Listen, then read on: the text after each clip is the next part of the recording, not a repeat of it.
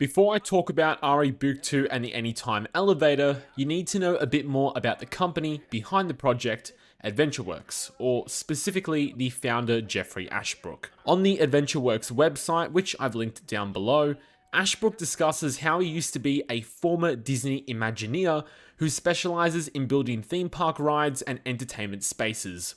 After doing that for several years, Ashbrook then decided to put those designs and creative skills to work in the form of a video game, and thus Ari Buktu and the Anytime Elevator was born. I find this an interesting story because I think a lot of people would recognize the Disney inspiration very clearly in the demo that we got to play. The musical score, the comedic interactions, the very distinct characters alongside the animal sidekick, which was very clearly inspired from Madagascar. And yes, I know that Madagascar is DreamWorks, but this character in the game is literally named Julius, so it's a not so subtle nod to the 2005 film. The game is essentially a puzzle platformer, and describing it as a 2.5D side-scroller is a very accurate description, as the game is fairly restrictive in where you can move, because the camera gives you that 3D environment, but you can still only move on a 2D plane. In the demo, which only takes around 20 to 30 minutes to complete, there was plenty of dialogue and cutscenes between Ari, a high school student,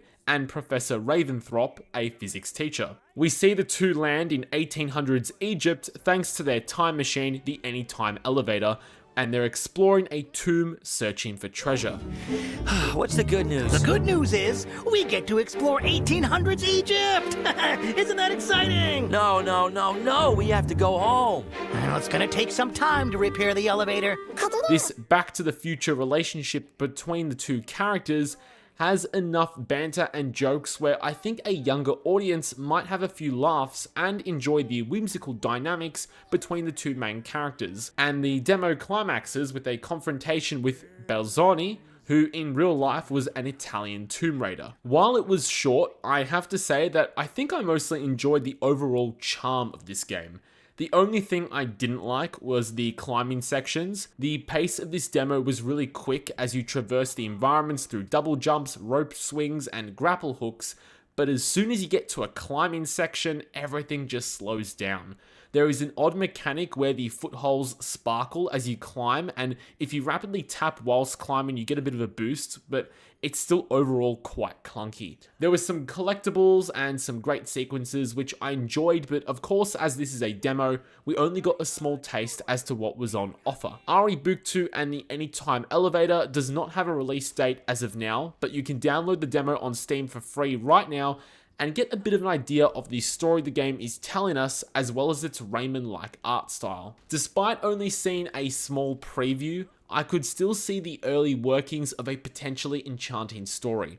Gameranx did a great interview with Jeffrey Ashbrook earlier this year, talking about the inspiration and development behind this game, which I will link below. In it, Ashbrook does say that while they would love to bring the game to all consoles as soon as possible, and does mention there is particular demand for a Nintendo Switch version, at this stage the game is only confirmed to be releasing on Steam, but hopefully that will change in the future.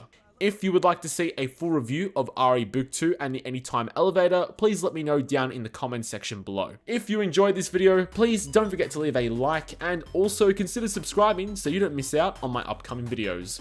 While you're here, check out more of my reviews and impression videos with the playlist on the right, or here is a video YouTube thinks you might like on the left of your screen. Thank you so much for watching. Lancy out.